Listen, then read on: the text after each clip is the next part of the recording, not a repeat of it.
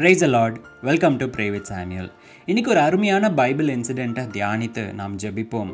கர்த்தர் உங்களோடு கூட இடர்படுவார் என்று நான் விசுவாசிக்கிறேன். யாத்ராகமம் 3ஆம் அதிகாரத்தில் நம்ம வாசிக்கிறோம்.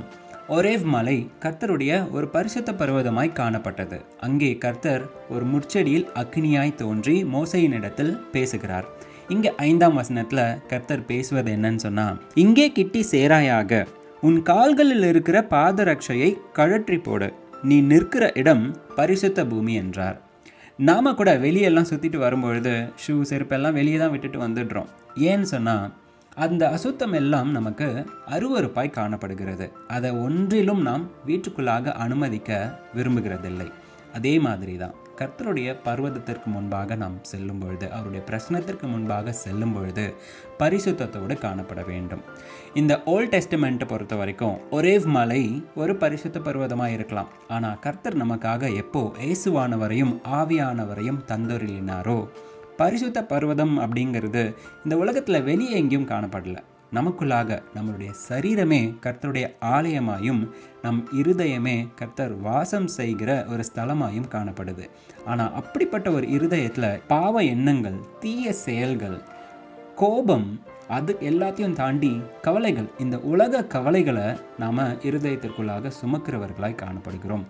அப்படியாகவே கர்த்தருடைய சமூகத்திற்கு முன்பாக போய் ஜெபிக்கிறோம்.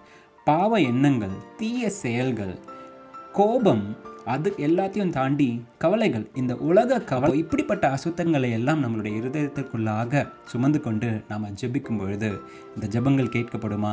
நிச்சயமாய் கேட்கப்படாது. இன்னைக்கு என்னோட இருதயத்திற்குள்ளாக என்னென்ன அசுத்தலம் காணப்படுதோ, நான் மற்றவங்க மேலே கோபமாக இருக்கேன், நான் கெட்ட வார்த்தை பேசுகிறேன், கெட்ட பழக்கங்களுக்கு அடிமைகளாக இருக்கேன், கவலைகளை சுமந்து கொண்டவனாக இருக்கேன்னு சொன்னால் இன்னைக்கு எல்லாவற்றையும் கர்த்தரிடத்தில் கொடுத்து பரிசுத்தமானவர்களாய் கர்த்தருடைய சமூகத்தில் காணப்பட ஜெபிக்கலாம். பிதாவே, இந்த ஜெப வேலைக்காக நன்றி. ஆண்டவரே, எங்களுடைய இருதயத்தில் காணப்படுகின்ற சகல அசுத்தங்களையும் என் தேவன் ஆண்டவரே விளக்கும்படிக்காகவும் எங்களை சுத்திகரிக்கும்படிக்காகவும் நாங்கள் ஜெபிக்கின்றோம். கர்த்தர் அருளின ஆவியானவர் ஆண்டவரே ஒவ்வொருவரையும் உணர்த்தத்தக்கதாய் இன்று கிரியை செய்வீராக.